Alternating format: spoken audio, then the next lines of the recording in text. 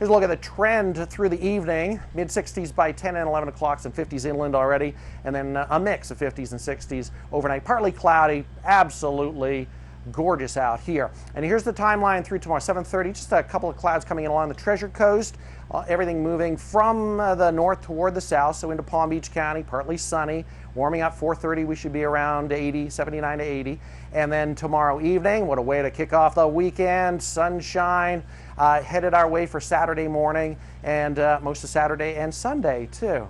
Fair weather on the way. So rain chances are very, very low the next 4 to 5 days. That will not help the drought index, but we did get a little bit of relief yesterday, obviously. Boating conditions, a little bit of a swell out there.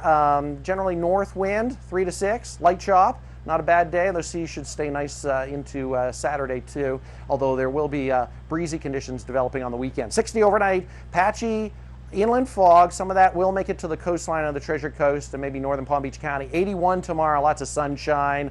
Beautiful day, fantastic Friday. And the 7-day forecast also has sunny conditions into Sunday and Monday. Look at this stretch of weather. And look at the rain chances. 0, 10%. A little breezy on Monday and Tuesday. We're up in the mid-80s again by the middle of the week, but really fantastic weather.